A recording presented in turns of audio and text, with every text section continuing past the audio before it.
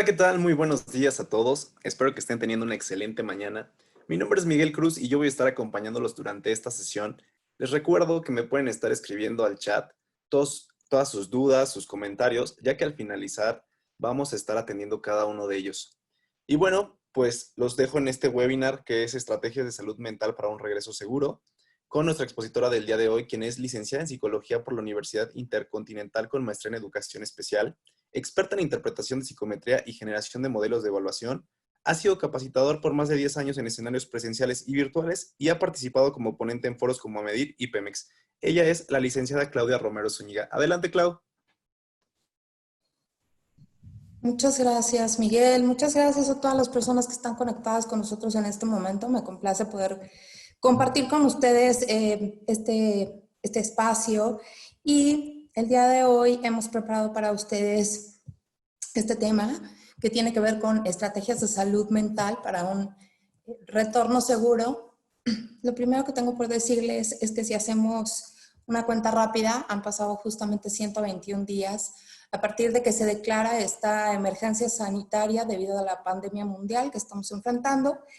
Y bueno, pues el parteaguas en definitivo es esta declaratoria, además de, perdón, el cese de las clases, ¿no? Es cuando justamente mandan a los pequeños a casa y entonces, bueno, pues con esto evidentemente se genera un cambio en el sistema, pensando en el sistema justamente como nuestra sociedad.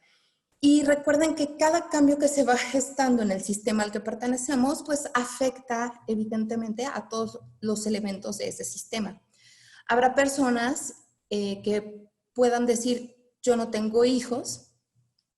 Sin embargo, curiosamente, a pesar de que no tengamos hijos en edad escolar, el que los niños dejen de ir a la escuela, pues bueno, nos afecta a los que no tienen hijos en términos de qué. Pues bueno, de que a lo mejor mis compañeros o mis compañeras de trabajo de pronto empezaron a tener una dinámica distinta, se tuvieron que enfrentar a grandes desafíos para poder gestionar el que los hijos estuvieran en casa y seguir también gestionando metas, tareas, actividades dentro del ámbito laboral. Por otro lado, durante estos 121 días hemos tenido que desarrollar un montón de habilidades y competencias, también hábitos que anteriormente o en nuestra cotidianidad o la cotidianidad como solíamos conocerla, pues no eran necesarios o al menos no indispensables. Hoy, como organizaciones, hemos tenido que implementar estrategias de comunicación que nos permitan seguir colaborando con las personas que forman parte de nuestros equipos a distancia. Hemos tenido que desarrollar muchas competencias digitales, conocer un montón de aplicaciones que nos permitan justamente llevar a cabo esta colaboración. Y habrá quienes puedan pensar y decir, Claudia, yo nunca he dejado de ir a mi trabajo porque la actividad que se realiza en mi organización está considerada como una actividad esencial y por lo tanto yo he seguido yendo a mi centro de trabajo durante estos 121 días. Estas personas que han seguido yendo a sus centros de trabajo durante los 121 días que han pasado, también han gestado una dinámica distinta, porque creo que quienes no han tenido la oportunidad de irse como a este confinamiento, entonces enfrentan otro tipo de reto u otro tipo de temor, que es el yo tengo que seguir saliendo y entonces voy con el estrés, con la ansiedad, ¿qué pasa si me contagio? O ¿qué pasa si llego a casa y entonces puedo contagiar a las personas que viven conmigo, las personas que están pues dentro de mi núcleo familiar o dentro de el espacio a donde yo llego? Quienes lo han vivido en soledad, pues bueno, también hay un reto importante de vivirlo en soledad. De pronto, si yo tengo que ir al trabajo, regresar a mi casa, vivo solo, vivo sola, ¿cómo me mantengo conectado con esos familiares o con esos amigos o con esa red de apoyo social a quien en este momento no puedo ir y visitar y tener otro tipo de acercamiento.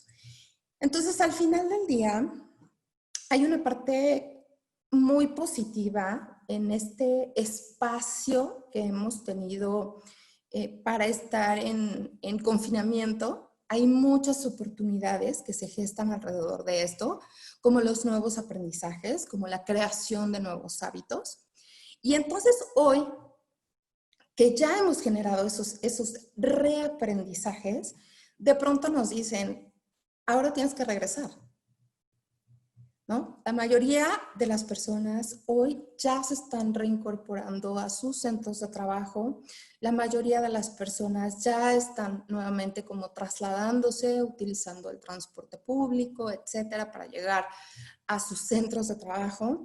Y entonces creo que una de las preguntas más relevantes que tendríamos que estarle haciendo a las personas que colaboran en nuestra organización es, ¿cómo regresamos? ¿Cómo vamos? ¿Cómo se sienten?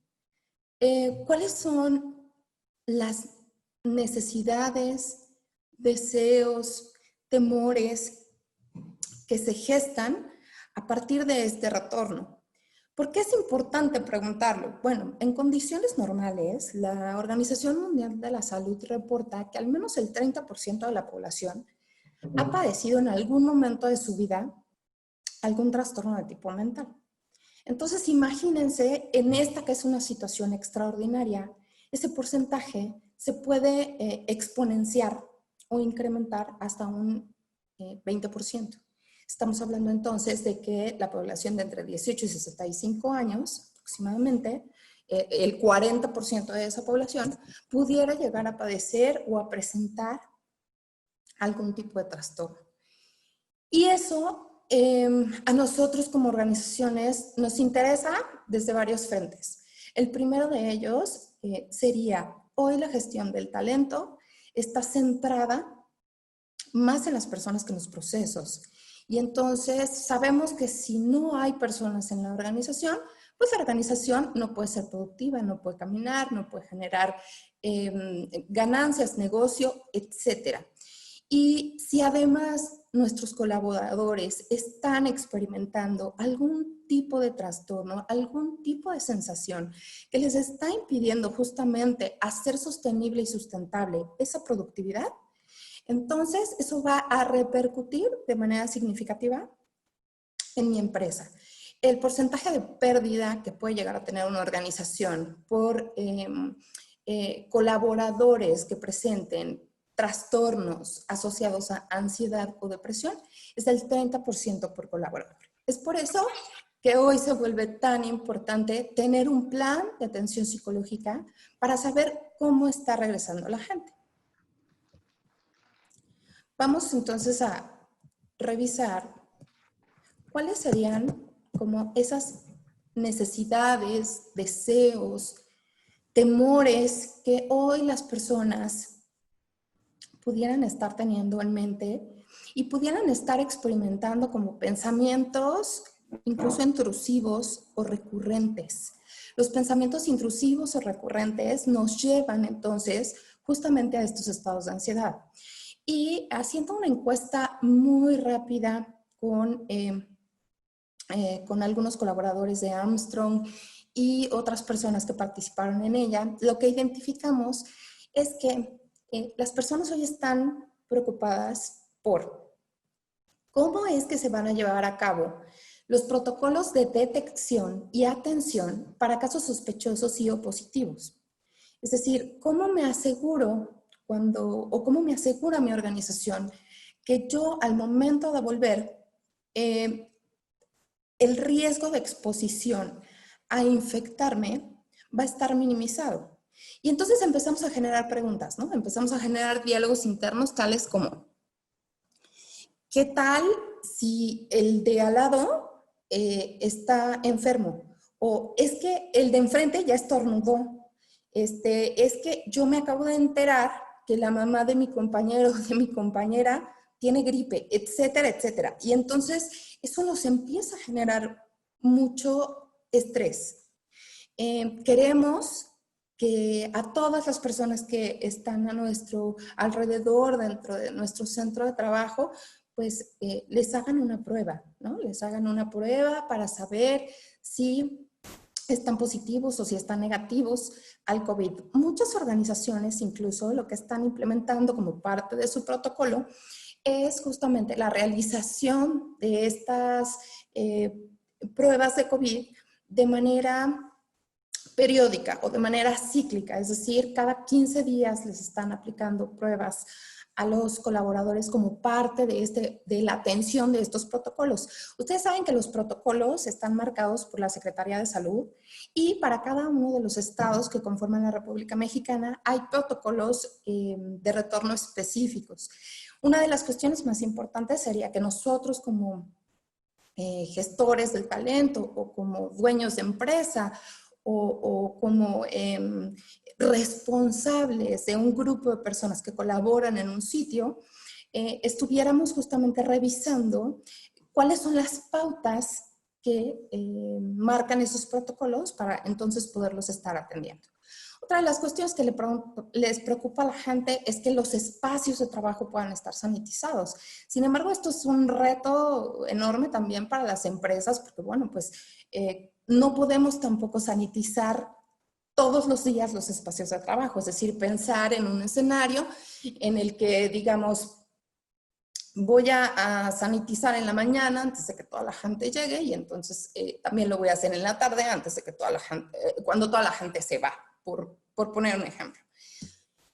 Evidentemente, la inversión que se tendría que hacer para asegurar que el espacio estuviese sanitizado todos los días, pues representa una cantidad importante en términos económicos.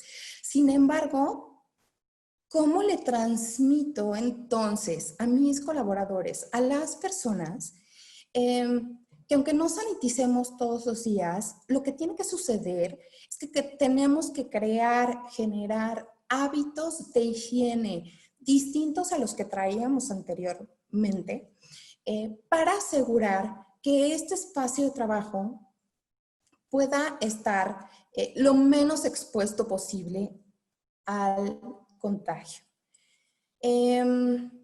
Muchas de las personas también lo que desean, lo que quieren es poder tener horarios escalonados de trabajo, en donde a lo mejor la mitad de la empresa trabaja lunes y miércoles y la otra mitad trabaja martes y jueves. Y los viernes todos hacen home office. Esta es otra de las estrategias que se están implementando en muchas organizaciones. ¿Por qué? Porque surgen justamente de esta necesidad de las personas de evitar en la mayor medida posible las aglomeraciones. Tener insumos de protección, obviamente hay empresas que están entregando a sus colaboradores cubrebocas, caretas, geles antibacteriales, etcétera, ¿no? Les están entregando como tal los insumos, pero hay otras empresas que tal vez no tengan esa posibilidad y la gente está preocupada justamente por tenerlas. Y entonces, bueno, pues lo que está sucediendo es que la gente va y compra su careta y entonces compra también su gel y entonces compra una caja de cubrebocas y entonces empezamos a hacer como un poco compras de pánico en términos de insumos de protección. Cuando esto inició, por alguna razón, hacíamos compras de pánico de papel de baño, ¿no? Y eso tiene una explicación social y psicológica muy clara. Comprábamos papel de baño porque comprar o tener suficiente papel de baño otorga a las personas como certidumbre con respecto a que puede estar por un largo periodo de tiempo confinada en un espacio. Y entonces por eso es que comprábamos papel de baño. Y hoy lo que estamos comprando, ¿no? De manera compulsiva es pues todos estos insumos que nos protejan de estar expuestos al contagio. Evidentemente la gente quiere tener certidumbre respecto a los filtros de higiene que se van a establecer en las empresas. Es decir, si les van a tomar la temperatura antes de ingresar, cómo se van a asegurar de que se laven las manos antes de llegar al espacio de trabajo, ¿Cómo es que se van a asegurar de que la gente no llegue a tomar la perilla del sanitario con las manos sucias, ¿no? O sea, que son cosas que pudieran parecer simples, más sin embargo, insisto, si no creamos hábitos nuevos, pues bueno, eso puede representar un riesgo elevado para estar expuesto hacia el contagio y evidentemente todo esto surge ¿desde dónde? Desde el miedo. ¿Y cuál es el miedo común que en este momento tenemos todos? Pues el miedo común es contagiarnos, ¿no? Ese es el miedo que hoy nos une como personas, sin importar nuestra raza, edad, color de piel, etc. Hoy a todos nos asusta contagiarnos o contagiar a alguien más. ¿Cuáles son entonces los retos? Los retos que vienen, ¿no? O que surgen a partir de estas necesidades, deseos, temores. Los retos que tenemos las empresas, los retos que necesitamos empezar a atender como organizaciones. Bueno, pues ahora hay que crear un sistema que nos permita gestionar no solamente la salud física, es decir, no solamente prevenir la probabilidad de contagio, sino también cuidar la salud emocional de nuestros colaboradores. Insisto, si en este momento todos estamos con una sensación de miedo a nivel emocional, eso va a repercutir en una serie de sintomatología que puede ser tan diversa como personas existimos.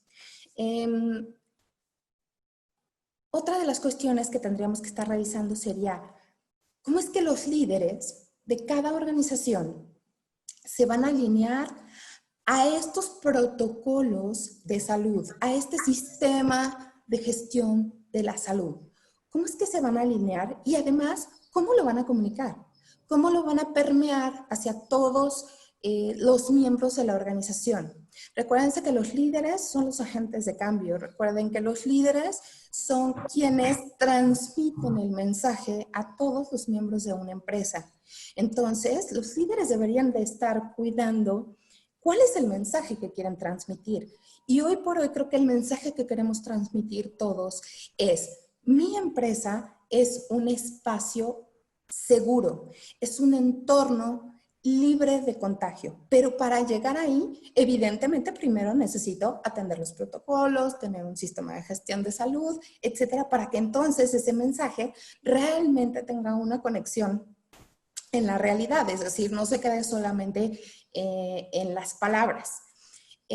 Obviamente, como organizaciones, lo que en este momento queremos es poder mantener la productividad, pero recuerden que les dije hace un momento, o sea, si yo tengo colaboradores que están emocionalmente afectados, entonces esa productividad se puede ver disminuida de manera considerable. Hay que formar, crear nuevos hábitos y evidentemente creo que lo más importante sería poder tener estrategias que nos ayuden a vencer el miedo, la ansiedad y el estrés. Ahora, la ansiedad y el estrés derivan justamente de la sensación de miedo. Es decir, una cosa es resultante de la otra. El miedo lleva a la ansiedad y la ansiedad genera estados de estrés. Y entre más prolongado sea el tiempo que yo experimento esta sensación de estrés y que el vínculo que tengo con esa sensación de estrés no sea positiva, entonces se incrementa la probabilidad de que yo pueda desarrollar una sintomatología. Por lo tanto, todos necesitamos sentirnos seguros dentro de nuestras organizaciones, saber y tener certidumbre de que nuestras empresas están tomando medidas para crear un entorno organizacional favorable y seguro. Si no me siento seguro dentro de mi trabajo, ¿qué sucede? ¿No? Sucede nuevamente, ¿no? Este estado de miedo. ¿Y qué me provoca el miedo? Pues me provoca que no puedo desarrollar al 100% mi potencial, ¿no? Todas estas capacidades que generalmente me caracterizan, pero la sensación de miedo nos paraliza. Y cuando estamos paralizados, entonces no podemos avanzar. No podemos ni soltar eso que nos está generando miedo, ni tampoco avanzar hacia lo que tenemos adelante. Entonces, es como si estuviésemos enfrascados pues en una situación que literalmente nos tiene sin movilidad. El miedo puede derivar en ansiedad. La ansiedad se caracteriza por una preocupación, un estado de preocupación excesiva por el presente y el futuro. Y además, bueno, nos lleva a desarrollar síntomas a nivel mental, pero también a nivel físico. ¿Como cuáles? Como esto que les mencioné hace un momento, los pensamientos intrusivos, los pensamientos reiterativos, los pensamientos fatalistas, ¿no? Estar continuamente pensando que algo muy malo me va a suceder. Y entonces eso puede llevarme incluso a experimentar ataques de pánico. ¿Qué es un ataque de pánico? Pues cuando yo empiezo a tener palpitaciones, puedo tener una taquicardia, me falta el aliento, siento que no puedo respirar, y hay personas que incluso sufren desmayos cuando tienen un ataque de pánico. Entonces, esa es la expresión o una de las expresiones más patológicas de la ansiedad. Sin embargo, imagínense que estando dentro de mi centro de trabajo, alguna persona llegase a tener un ataque de pánico. ¿Cómo puedo identificar qué personas están con ese nivel de vulnerabilidad? ¿Cómo las identifico?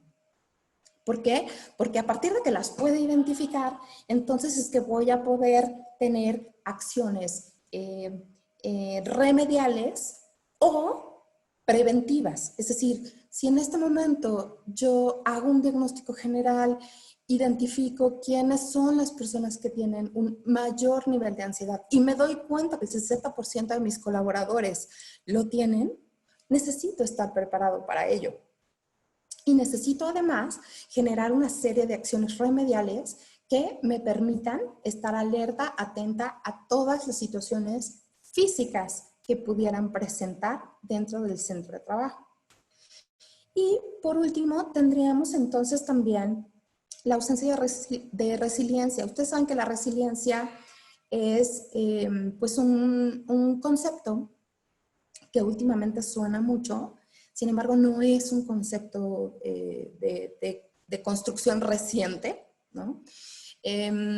Pero la resiliencia nos permite adaptarnos con agilidad y actitud positiva ante las situaciones adversas que nos van sucediendo en el entorno en el que nos desenvolvemos. Y además de ello, nos hacen salir fortalecidos de las mismas.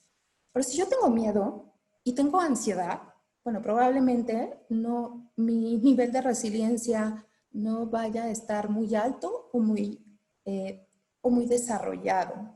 Y entonces, por lo tanto, me estoy vinculando con todo esto que me está sucediendo o todo esto que está sucediendo en el entorno de una manera poco asertiva, de una manera poco propositiva, y eso me va a llevar a tener muchas dificultades para adaptarme con rapidez a todos los cambios que se vienen justamente a partir de este retorno, ¿no? La creación de nuevos hábitos, un nuevo sistema de liderazgo, nuevas maneras de comunicarte, etcétera, etcétera.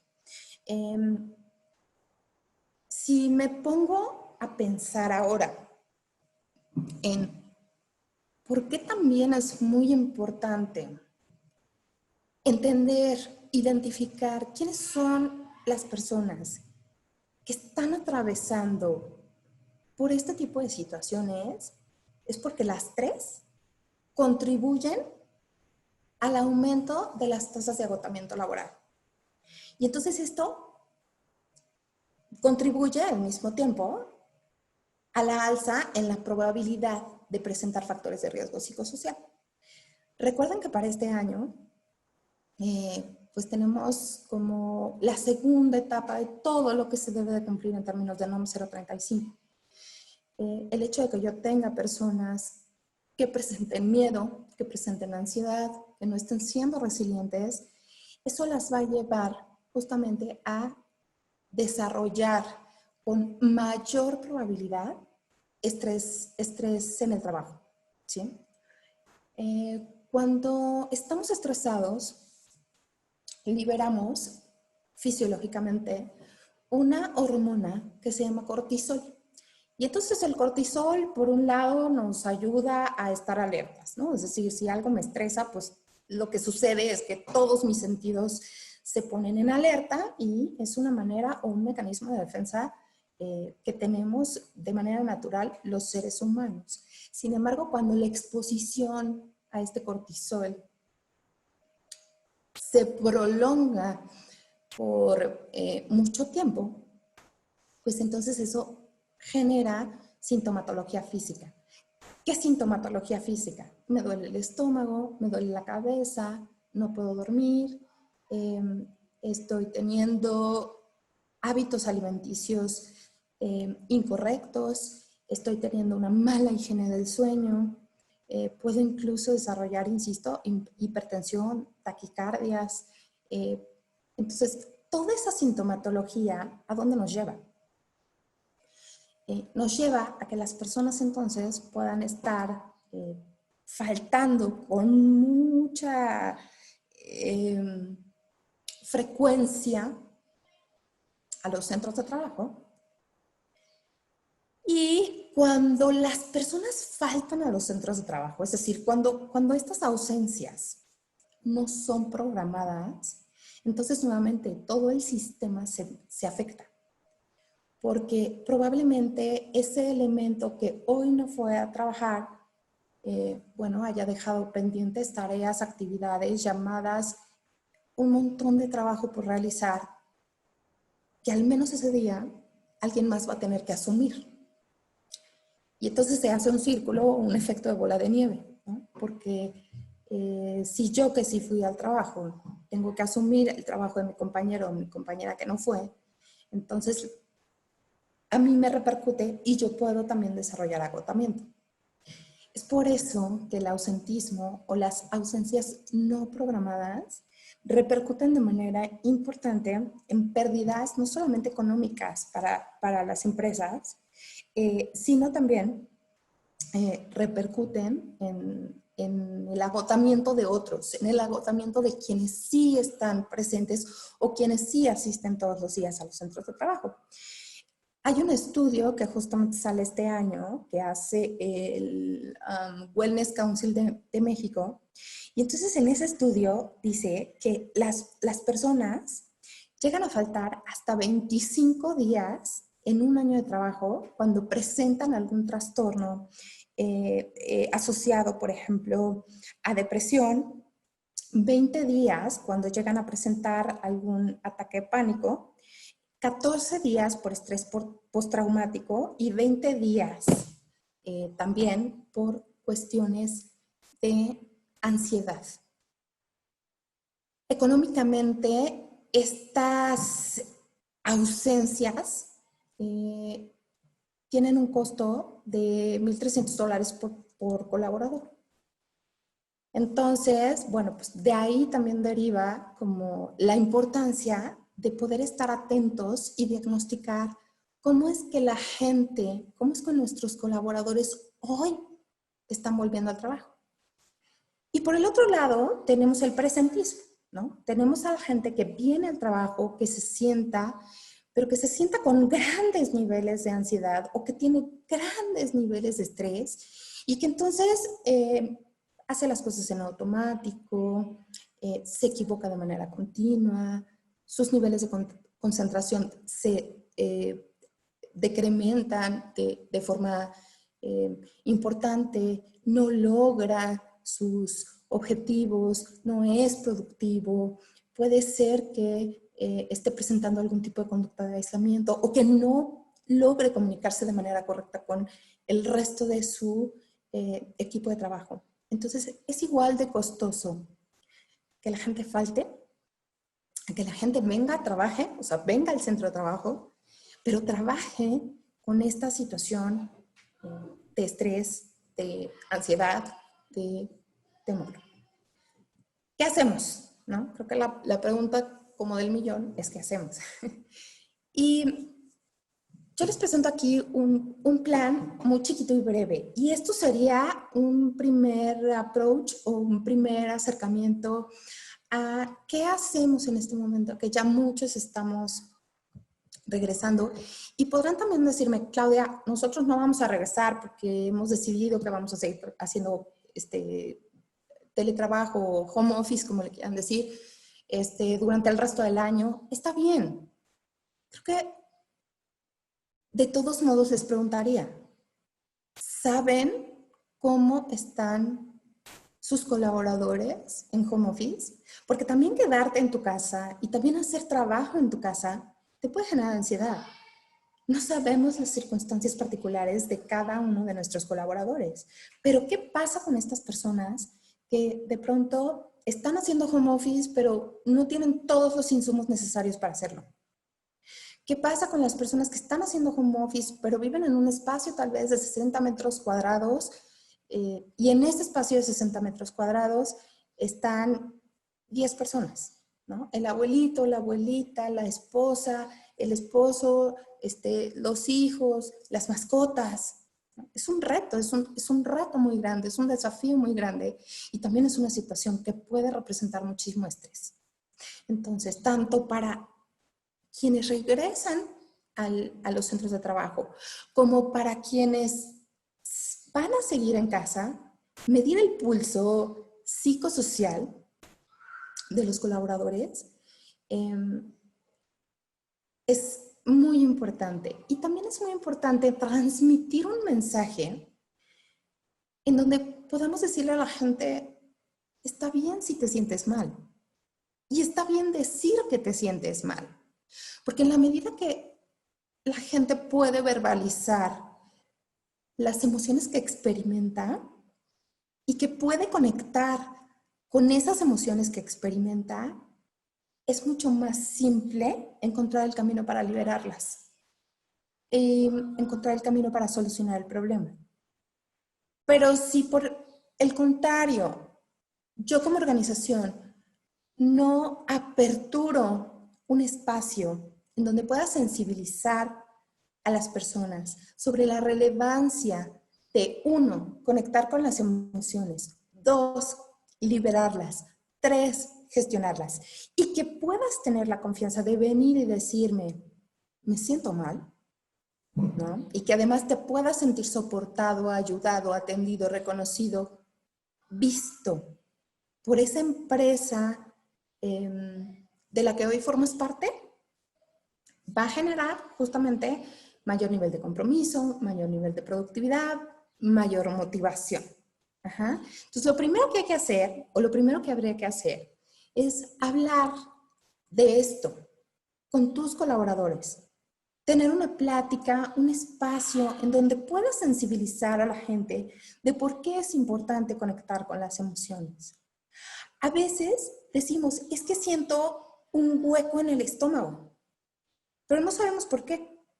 Y a lo mejor hay quienes podrán decir, pues yo creo que es hambre, ¿no? Cuando en realidad no es hambre. Así se siente la ansiedad. Pero si tú no les explicas primero qué es la ansiedad, cómo se siente, en dónde se siente, entonces, ¿cómo es que la gente puede conectar? Hay personas que conectan mucho más fácil con eso y que lo identifican de una mejor manera. Y hay personas que no tienen hoy desarrollada esa habilidad o esa capacidad. Lo importante es sensibilizar primero a la gente y decirle por qué es importante conectar con ello. Si no conectas con la emoción, entonces no la puedes liberar. Enseguida la propuesta sería entonces, una vez que ya sensibilicé a todos mis colaboradores, entonces tengo que evaluarlos. O sea, tengo que evaluar este pulso psicosocial, tengo que evaluar quién es mi población de riesgo, quién tiene niveles de ansiedad elevados, quién está presentando sintomatología física, quién tiene insomnio. Imagínense que la gente llega después de haber estado toda la noche sin dormir al trabajo. Durante una semana, o durante un mes, o durante los 121 días que ya han pasado. ¿Ustedes creen que pueda ser productivo o productiva? Definitivamente no. Entonces, necesito hacer un diagnóstico, necesito hacer una evaluación. ¿A través de qué? A través de instrumentos que justamente me permitan identificar, ver, mirar, medir esta sintomatología. ¿En dónde está? Si está con un grado moderado, si está con un grado significativo, si está con un grado ya excesivo. Y entonces, esas personas que están ya con grados excesivos de ansiedad, necesito atenderlas o atenderlos. Lo más rápido, lo más simple, es derivarlos al Seguro Social. Eso es lo más rápido y lo más simple. Si como empresa entonces decimos, no, yo quiero hacer algo más, bueno, entonces puedes implementar muchísimas cosas. O sea, puedes decirle a la gente, oye, mira, te voy a recomendar que descargues todas estas apps y en estas apps hay meditaciones guiadas, hay ejercicios de mindfulness y entonces tú puedes empezar a generar pausas activas dentro de tu jornada de trabajo en donde a lo mejor escuchas una meditación guiada o utilizas la famosa, no sé si ustedes han oído hablar de ella, pero se llama la técnica Pomodoro, ¿no? En donde me pongo como un timer y entonces atiendo una tarea durante 25 minutos, después hago una pausa activa y después retomo y así lo hago de manera sucesiva hasta terminar la tarea. Es una técnica muy útil, ¿no? De pausas activas, como para poder mantener los niveles de atención y concentración en la realización de una tarea sin generar un alto grado de estrés. ¿Qué pasa si de pronto digo, evalúo y hago el diagnóstico individual, pero también el organizacional? Es decir, voy a evaluar a cada uno, pero después esto me va a dar la posibilidad de generar estadística. Es decir, voy a poder tener una foto global de todos los miembros de mi organización. De forma tal que entonces voy a decir, ok, el 100% de mi población está dividida o está segmentada en donde el 30% tiene un bajo nivel de ansiedad, el 40% está en moderado y el otro 30% ya está excedido. ¿Sí? O sea, voy a tener también una panorámica de toda mi organización. Y eso, insisto, entonces me va a dar la posibilidad de generar acciones preventivas, remediales y también de tener un pronóstico. Acuérdense que los pronósticos tienen que ver con cómo se va a gestar la salud mental, la productividad, el ausentismo y el presentismo durante los próximos 6 meses en mi organización. Si en este momento yo identifico que el 70% de mi población está con un nivel de ansiedad altísimo, pues el pronóstico evidentemente es que en los próximos meses voy a presentar altos grados de deserción, altos grados de ausentismo, altos grados de presentismo, altos grados de rotación, ¿sí? Entonces, una vez que tengo todos estos diagnósticos, entonces puedo empezar a generar predicciones. ¿Qué va a pasar con la organización en el futuro? ¿Cómo lo hago? Nosotros en este momento tenemos 3 diagnósticos post-COVID, justamente orientados a medir temas de ansiedad y también de resiliencia. El primero de nuestros diagnósticos mide de manera genérica el nivel de ansiedad, es decir, te va a hablar de si las personas traen un nivel de ansiedad, insisto, bajo, moderado, significativo o excesivo, pero también te va a dar indicadores puntuales sobre en dónde está la ansiedad.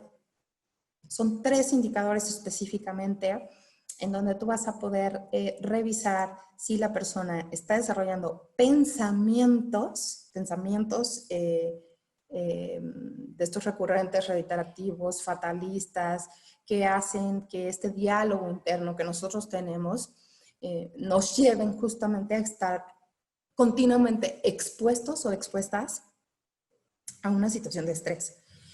También voy a poder tener otro indicador que son los sentimientos de ansiedad. Los sentimientos de ansiedad, ¿qué son? Pues el tener temor, el tener desagrado, el sentirme irritable, el que quiero estar dormido o dormida todo el día, o me dan las 3 de la mañana y ando como chinampina brincando por toda mi casa, por ejemplo, ¿no? Y por último, tienen también el indicador de sintomatología física, y entonces este les va a hablar de la probabilidad, la posibilidad de que estas personas puedan desarrollar algún síntoma físico. Estos 3 indicadores al final del día me dan una visión bastante completa de cómo está gestionando la persona su ansiedad. Y puede ser que para los 3 indicadores tenga puntajes altos, o puede ser que para solo uno de ellos. Es decir, de acuerdo con los recursos emocionales que cada uno de nosotros tenemos, entonces vamos sintiendo la ansiedad en diferentes lugares, ¿no? Insisto, puede ser en el pensamiento, puede ser una sensación o puede ser a nivel físico. Si tú como organización te das cuenta que hoy, insisto, el mayor porcentaje de la gente está con indicadores elevados en términos de sintomatología física, entonces habría que ver, determinar cuál es esa sintomatología física. Si es colitis, si es gastritis, generalmente la ansiedad deriva en enfermedades psicosomáticas, como la colitis, como la gastritis, como el insomnio, como la irritabilidad, como las taquicardias. Entonces, ¿qué necesito hacer? ¿Qué tipo de programa necesito implementar para que las personas puedan estar teniendo una mejor gestión y no desarrollando enfermedades psicosomáticas? Una de las principales causales de las enfermedades psicosomáticas, como les decía hace un momento, es cuando yo no verbalizo la emoción, se va al cuerpo, porque no tengo la capacidad de decir estoy enojado, o tengo mucho miedo, o no quiero salir de mi casa. O sea, después de 121 días, que por fin ya me acostumbré a estar en mi casa, que ya implementé una rutina nueva, que ya logré tener reuniones así como esta home office sin que pase por atrás alguno de los niños o el esposo o alguien más, ¿no? O sea, después de que ya por fin logré eh, gestionar de una mejor manera esta situación, me dicen que me vaya a trabajar, ¿no? Entonces eso es como, tienes que volver a empezar. Es importante saber medir, insisto, cómo regresa la gente, cómo estamos regresando, en qué le ayudamos. El otro diagnóstico sería una comparativa entre cómo manejo la ansiedad en situaciones cotidianas. Es decir, todos tenemos ansiedad en diversos momentos de nuestra vida. Es normal, es parte de la vida. Y en situaciones cotidianas podemos llegar a tener ansiedad. Nos da ansiedad cuando ya se nos hizo tarde, nos da ansiedad cuando no llega el metro para subirnos y entonces ya no vamos a llegar a checar a tiempo. Nos da ansiedad cuando tenemos una carga excesiva de trabajo y entonces ya falta solamente una hora para salir del trabajo y pues nos damos cuenta que todavía tenemos mucho por hacer. O sea, estas son situaciones cotidianas que en lo cotidiano nos suceden, que experimentamos ansiedad. Pero tendremos entonces que hacer, este diagnóstico nos permite hacer la comparativa con cómo estoy manejando la ansiedad en esta situación que es extraordinaria.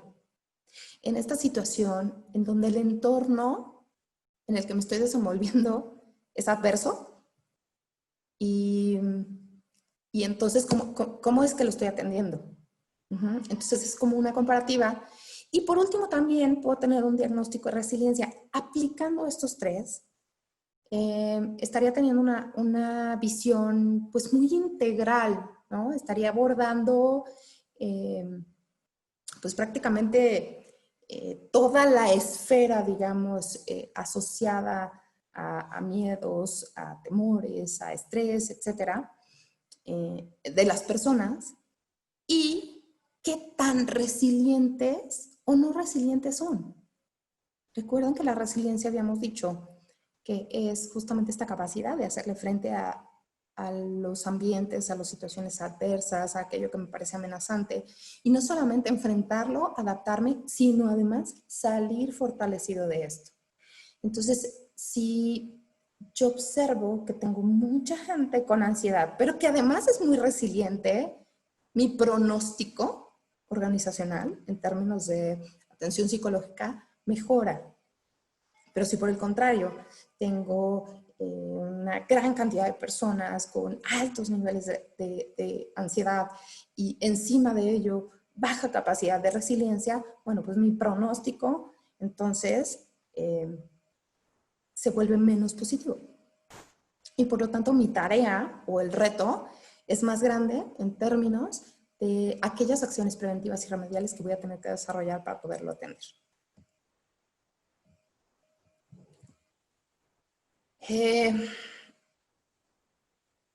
Todo esto que les acabo de comentar no es solamente como aplica tus evaluaciones y obtén los resultados y haz estadística y ya, ahí queda. Todo esto tiene que ver con la generación de una nueva cultura, de una cultura de empatía, de una cultura en donde te escucho, te miro, te entiendo, me preocupo, te diagnostico,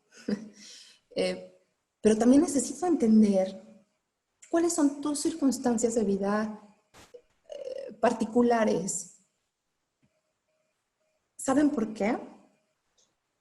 Porque las empresas podemos desarrollar un montón de planes de acción, de wellness, de bienestar, sesiones, como les decía, de mindfulness, poner una nutrióloga que les dé a las personas una plática semanal respecto de hábitos alimenticios, informativas de cómo tener una mejor higiene del sueño. O sea, podemos hacer un montón de cosas. Pero si tú, como empresa, no identificas de manera clara cuáles son los estresores que hoy están invadiendo a las personas y que pueden ser completamente diferentes para la empresa A, que para la empresa B, que para la empresa C. Entonces, cuando tú ya puedes identificar los estresores, las acciones que realices tendrán que ir conectadas con esos estresores. Es decir, si hoy a las personas de tu organización les preocupa que no tienen tiempo para convivir con sus hijos porque trabajan todo el día en su casa y están sentados o sentadas enfrente de la computadora, y eso es lo que les preocupa, es decir, tener un mejor vínculo con los pequeños de casa, bueno, entonces ahí es donde vendrá la intervención. Ya identificaste el estresor y sobre ese estresor desarrollas la estrategia, porque eso es lo que le va a hacer sentido a la gente. Si generas planes, acciones, programas, sin que tengan conexión con eso que a la gente hoy le preocupa, entonces es tanto como evaluar el clima organizacional y de pronto no generar ninguna acción al respecto, ¿no? Entonces, las acciones remediales, preventivas, el plan de atención psicológica tiene que estar íntimamente conectado con aquello que le puede preocupar a la gente. Es un tema cultural. Y también a partir de la identificación de estos estresores, estas preocupaciones, estos niveles de ansiedad, entonces también los líderes de las organizaciones podrán ir construyendo mensajes que puedan transmitir a la gente y que a la gente le hagan sentido. ¿Sí? Identificar obviamente a la población vulnerable, bueno, ya se los platiqué, ¿no? Al final del día tenemos muy claro quiénes son población vulnerable en términos de contagio, que serían pues obviamente las personas mayores, las mujeres embarazadas, las personas que tienen alguna condición como hipertensión, que tienen alguna condición como obesidad. Sabemos que esa población es vulnerable en términos de contagio, ¿no? O sea, de que si se pueda contagiar, desarrolle o genere algún tipo de complicación en caso de tener COVID. Sin embargo, yo lo que les estoy diciendo acá, en términos de identificar población vulnerable, insisto, es quiénes son las personas que están teniendo altos niveles de ansiedad. O sea, hay gente hoy que está en su casa y que dice, está padrísimo que estoy en mi casa, ¿no? Y hay gente que dice, yo ya me quiero salir de mi casa, por favor, ya. O sea, ya no quiero estar más aquí, ya quiero que me manden a trabajar otra vez, ¿saben? Porque ya no saben cómo gestionar el tema de interacción pues, con quienes están en su casa. Entonces, cada persona es diferente, cada circunstancia es distinta, pero si podemos tener una foto global, eso nos va a llevar a poder empezar a emitir pronósticos y a poder empezar a crear planes de atención psicológica, insisto, que estén conectados con aquello que a nuestros colaboradores les impacta. Esto es todo lo que tengo que compartirles esta mañana. Les agradezco muchísimo su tiempo, su atención. No sé si hay preguntas, no he visto para nada el chat, pero muchísimas gracias. Si tienen preguntas, ahora estoy atenta. Muchas gracias, Clau. Como se los mencioné al principio de esta sesión y como ya se los dijo Claudia, tenemos unos minutos para que ustedes nos escriban al chat. Ya tenemos algunas preguntas, vamos a ir leyéndolas y Clau va a dar respuesta a ellas. La primera es de Bere y dice, ¿consideran algún instrumento para medir la ansiedad y el estrés y así poderlo implementar? Adelante, Clau. Sí, bueno, les presenté justamente 3 diferentes instrumentos, 2 de ellos para medir específicamente ansiedad. Y entonces, bueno, digamos, entre más alto es el grado de ansiedad, más alta también es la probabilidad de presentar estrés. Entonces, bueno, teniendo, digamos, el referente de cómo está la gente hoy en términos de gestión de ansiedad, podemos tener también un indicador de la probabilidad de presentar estrés. Y si están, insisto, ya en los centros de trabajo, bueno, pues la probabilidad de generar estrés en el trabajo, agotamiento en el trabajo, se incrementa de manera importante. Muchas gracias, Clau.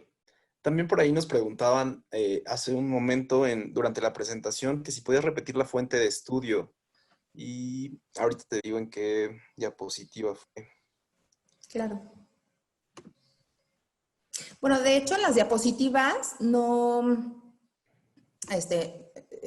digamos, el material que les presenté en las diapositivas es propiedad intelectual de Armstrong, pero mencioné varias fuentes a lo largo de la presentación.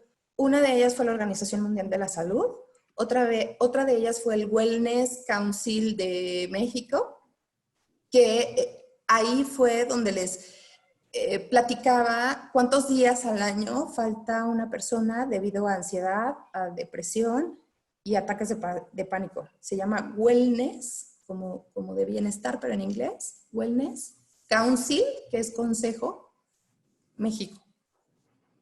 Ahí pueden encontrar la información. Y no sé si haya alguna otra duda de alguna otra fuente. Pero esas fueron las que mencioné. Tenemos otra pregunta, es de Gabriela y dice, ¿y estos diagnósticos cómo los aplican? ¿Y es muy alto el costo?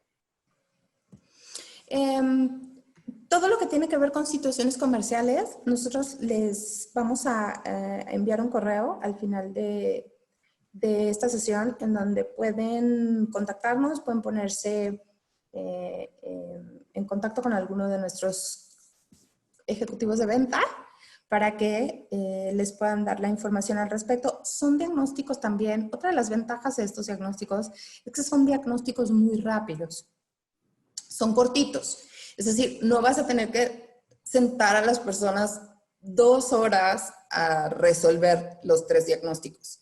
De hecho, en un tiempo de menos de 1 hora pueden resolver los 3. Entonces, bueno, esa es, digamos, otra de las ventajas, porque en un periodo de tiempo muy corto puedes evaluar a muchas personas e incluso a través de nuestra plataforma lo puedes hacer de manera simultánea. Gracias, Clau. Recuerden todos que quienes cuentan con la plataforma Armstrong ya tienen estos diagnósticos para poder aplicarlos a sus colaboradores. Por ahí también tenemos una pregunta de José que dice, ¿podrías profundizar un poco más en los costos y modos en los que el presentismo puede empezar a verse en las organizaciones? Ah, híjole, yo creo que este sería un tema de otro webinar completito. Este, ¿qué pasa justamente cuando la gente hace presentismo y cómo impacta en la productividad, ¿no? Hay estudios que tienen índices muy claros y porcentajes muy claros del impacto en términos de motivación, de cumplimiento de objetivos, etcétera, etcétera. Entonces, eso insisto, un tema de otro webinar completito, que con mucho gusto podemos programar si les interesa. Gracias, Clau. Seguimos con las preguntas. Y dice, yo trabajo en una preparatoria. Los diagnósticos que nos mencionaste, ¿podemos aplicarlos a los estudiantes? Porque también es importante la salud mental de ellos y entender cómo han vivido esta cuarentena para poder ayudarlos. Totalmente, totalmente, tienes toda la razón. Eh, Creo que una de las poblaciones más vulnerables en términos de salud mental en este momento justamente son los adolescentes. Los niños pequeños son tremendamente flexibles y maleables, ¿no? Y entonces son grandes maestros porque se adaptan con muchísima facilidad prácticamente a cualquier situación. Quien tenga hijos pequeños en su casa, pregúntenles, o sea, de verdad háganse una encuesta rápida, así de 4 o 5 preguntas, y entonces pregúntenles cómo se sienten, qué opinan, qué creen que es el coronavirus, y las respuestas de verdad los van a dejar impactados. Se adaptan con mucha facilidad los pequeños.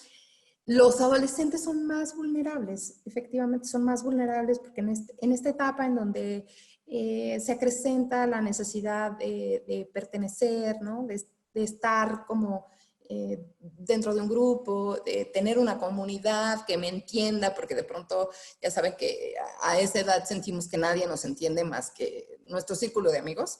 Entonces sí, creo que es súper relevante poderlo trabajar también con adolescentes, poderlo trabajar en instituciones educativas.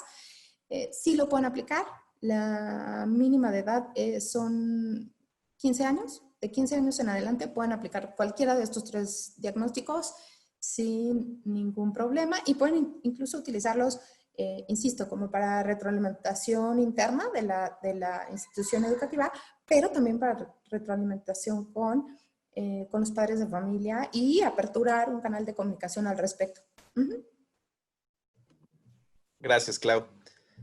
Con las preguntas, esta es de Pilar y dice, ¿cómo soportar ese cambio de cultura y adaptación de nuevos hábitos si la tendencia indica que los empleados esperan que la empresa ponga miles de recursos humanos y materiales en medidas de prevención? Sí, efectivamente esto es un nuevo reto, un nuevo desafío, ¿no? Así como fue un desafío ir al confinamiento, estar en casa, hacer home office, hoy regresar es otro reto. Y en términos coloquiales lo llamamos nueva normalidad porque justamente representa adquirir nuevos hábitos, nuevas conductas, eh, nuevas maneras de hacer las cosas y de entenderlas también. Eso implica un cambio de comportamiento. Y los cambios de comportamiento se pueden modelar a través pues, de diferentes teorías, ¿no? O sea, si me puedo ir por ejemplo, a las teorías que marcan esto de los estímulo-respuesta, ¿no? O premio y castigo, que son las de Pavlov y las de Skinner, que son como los precursores justamente de modelamiento conductual. Hoy tenemos nosotros justamente una propuesta que se llama economía del comportamiento, y esa economía del comportamiento está basada en un concepto que se llama nudge, N-U-D-G-E, y ese nudge no funciona como un premio castigo o como un estímulo respuesta, sino más bien es como un empujón. Es decir, yo te doy un empujón para que entonces ahora cambies todos esos hábitos. Y puede ser algo tan simple como, por ejemplo, lo que les decía, ¿no? La gente está preocupada que porque si le van a tomar la temperatura antes de entrar a su centro de trabajo para que nadie llegue con temperatura. O la gente está preocupada que porque si se va a lavar las manos antes de entrar al trabajo. O porque si le van a dar gel antibacterial. La verdad es que al final del día todos los insumos pueden estar ahí dispuestos. O sea, tú puedes poner el gel antibacterial en la entrada de la oficina, tú puedes poner un letrero que diga, lávate las manos antes de entrar. La realidad es que la gente, o sea, puede ver el gel y seguirse de largo, puede ver el letrero que dice lávate las manos y no necesariamente ir a lavárselas, ¿sabes? ¿Por qué? Porque no tiene el hábito. Entonces, el notch justamente se trata de, bueno, en vez de ponerte el letrero que dice lávate las manos, tengo que generar ese empujón para que te las vayas a lavar. ¿Cómo lo genero? Bueno, pues entonces necesito crear una ruta de acceso a la oficina en donde necesariamente vas a tener que pasar por el baño antes de entrar. Entonces, insisto, estos cambios implican un cambio de mentalidad y un cambio de comportamientos. Y sí hay metodologías que justamente apoyan ese modelamiento. Tenemos por ahí un plan al respecto. Si quieres tener información, déjanos tu correo y ya lo comentamos más a profundidad. Muchas gracias, Clau. Por ahí nos preguntan si se va a compartir la presentación. Sí, estén pendientes. La grabación de esta sesión se va a compartir al correo electrónico con el cual se dieron de alta. También nos preguntan con respecto a las cotizaciones. Si desean alguna cotización, se pueden poner en contacto con nosotros. Ahí está apareciendo en pantalla el correo, que es comunidad@armstrong.com.mx. No nos dio tiempo ya de atender todas las preguntas, son muchas, pero no se preocupen. También podemos dar respuesta a través del correo electrónico con el cual se dieron de alta para que lo revisen y ahí vamos a estar respondiendo. Clau, no sé si tengas algo más que agregar. No, nada más que agregar, solo agradecerles. Fue un gran espacio y bueno, pues que sigan todos bien, que tengan un feliz fin de semana. Hasta pronto. Muchas gracias, Clau. Y ahorita lanzamos la encuesta de satisfacción para que también participen y visiten nuestra página, Conectados a la Distancia. También tenemos más información sobre eventos como este. Muchas gracias por haber participado y que tengan una excelente tarde.